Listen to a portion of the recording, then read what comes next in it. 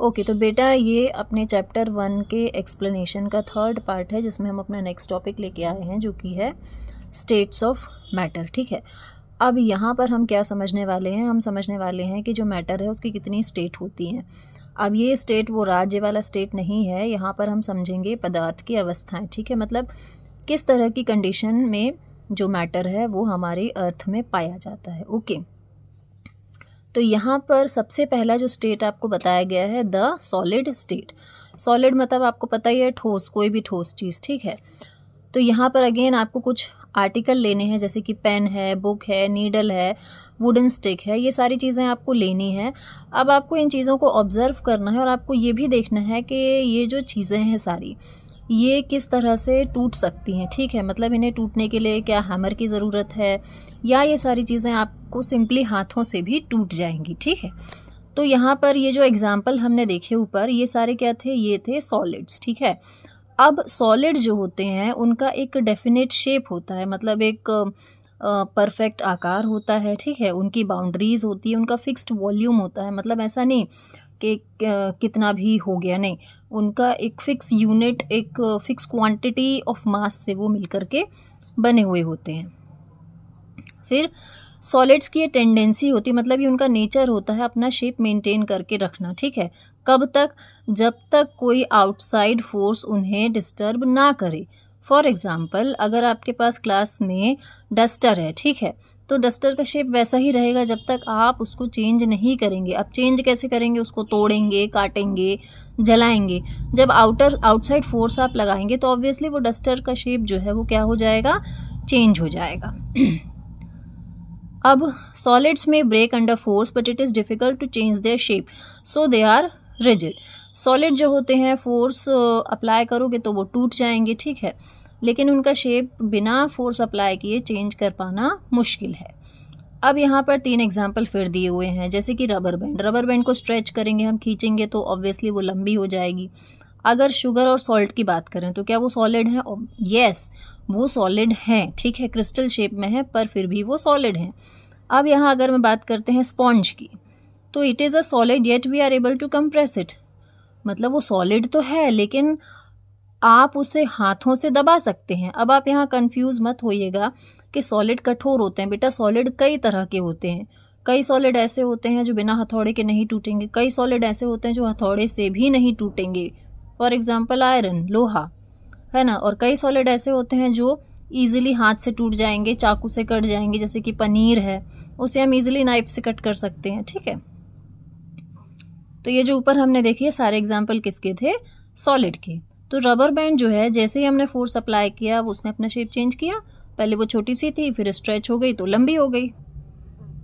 अगर आप rubber band से फोर्स हटाएंगे तो वो अपने शेप में वापस आ जाएगी, और अगर आप ज़्यादा फोर्स लगाएंगे तो रबर बैंड क्या हो सकती है, टूट भी सकती है। सेम चीज़ आती है शुगर के क्रिस्टल्स के साथ, है ना। The shape of each individual sugar और salt crystals remain fixed whether we take it our hand, put it in a plate और इन अ जार। शुगर के जो क्रिस्टल्स हैं, शक्कर के जो क्रिस्टल्स हैं, सॉल्ट के क्रिस्टल हैं, उनका शेप वैसा ही रहेगा चाहे आप उन्हें हाथों पे पकड़ो, चम्मच पे पकड़ो या किसी भी चीज़ में डालो। जब आप घोलोगे तब वो किस में ब्रेक हो जाएंगे, मॉलिक्यूल्स में। वहीं जो स्पॉन्ज होता है उसके अंदर छोटे छोटे होल्स होते हैं कई सारे, है ना। उन होल्स में एयर ट्रैप होती है, एयर भरी हुई होती है। जैसे ही आप उसको प्रेस करते हो एयर क्या हो जाती है, बाहर निकल आती है।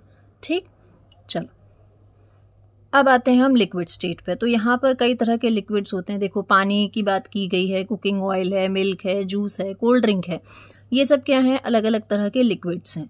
अगर आप इन्हें जिस भी कंटेनर में डालोगे, लिक्विड जो होते हैं वो उस कंटेनर का क्या करते हैं, शेप को ऑक्यूपाई कर लेते हैं।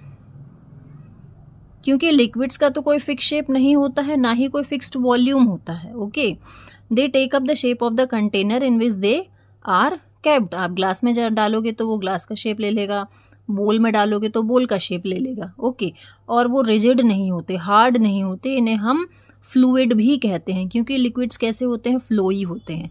फ्लोई मतलब वो बह जाते हैं। ठीक है, जिस भी कंटेनर में डालो, फर्श पे फैला दो, रेत पे फैला दो, मिट्टी पे फैला दो, वो तुरंत क्या हो जाएंगे, फ्लो हो जाएंगे, बह जाएंगे।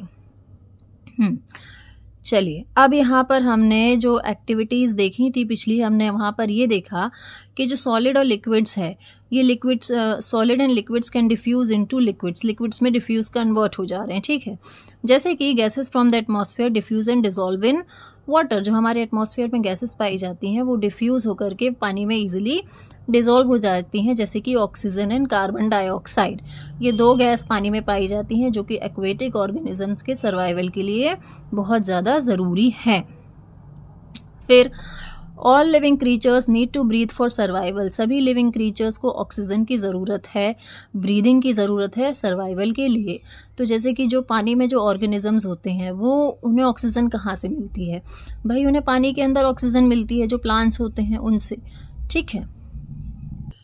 चलो यहाँ क्या बोला जा रहा है, जो रेट ऑफ डिफ्यूजन होता है लिक्विड्स का सॉलिड्स के कंपैरिजन में वो ज़्यादा होता है, ठीक है। मतलब डिफ्यूजन का मतलब मैंने आपको पिछले वीडियो में समझाया था, इंटरमिक्सिंग ऑफ 2 डिफरेंट पार्टिकल्स।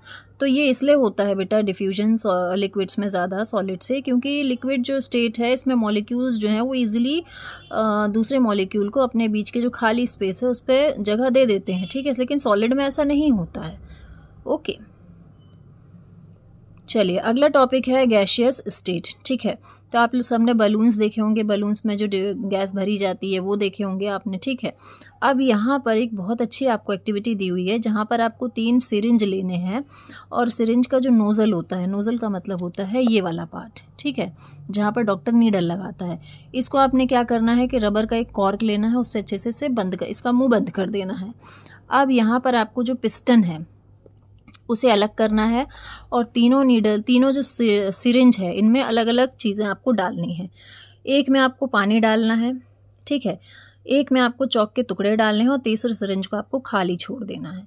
अब आपको क्या करना है कि जो पिस्टन है उसको आपको दबाने की कोशिश, मतलब पिस्टन वापस से लगाना है और उसे अच्छे ज़ोर से दबाने की कोशिश करनी है। एक तरह से आपको उसे क्या करना है, कंप्रेस करना है। अब आपको ये देखना है कि इसका ऑब्जर्वेशन क्या होगा। तो इसका ऑब्जर्वेशन ये होगा, तो यहाँ पर हमने देखा कि gases are highly compressible as compared to solids and liquids. जो गैसेस होती हैं वो ज़्यादा कंप्रेसिबल होती हैं, मतलब उन्हें ज़्यादा दबाव में हम किसी भी चीज़ में भर सकते हैं as compared to solid and liquid. For example LPG cylinder के हमारे घर में जो सिलेंडर आता है उस पर जो लिक्विफाइड पेट्रोलियम गैस होती है उसे बहुत हाई प्रेशर में क्या किया जाता है, सिलेंडर के अंदर फिल किया जाता है, ठीक है। तो उसे हम वो फिर क्या हो जाती है, वो गैस कहलाती है कंप्रेस्ड गैस, ठीक है। तो तीनों जो हमने एक्टिविटी देखी थी सिरिंज और नोज़ल वाली, तो उस पर जब हम पिस्टन लगाएंगे तो वो पिस्टन जब हम दबाएंगे तो जो खाली वाला सिरिंज था उसमें जो एयर भर जाएगी पिस्टन के दबाने से वो कहलाएगी कंप्रेस्ड गैस, क्योंकि जो सिरिंज है उसको हमने कॉर्क से क्या कर रखा है, उसका मुंह बंद कर रखा है, ठीक है। तो गैस फिल हो जाएगी, वो गैस कहलाती है कंप्रेस्ड गैस, ठीक है। CNG गैसेस के बारे में आपने सुना होगा, कंप्रेस्ड नेचुरल गैस, जो कि क्लीनेस्ट फ्यूल है और महंगा होती है ये गैस। ये कहाँ यूज़ होती है ये गैस, अपने ट्रांसपोर्टेशन के लिए। क्लियर।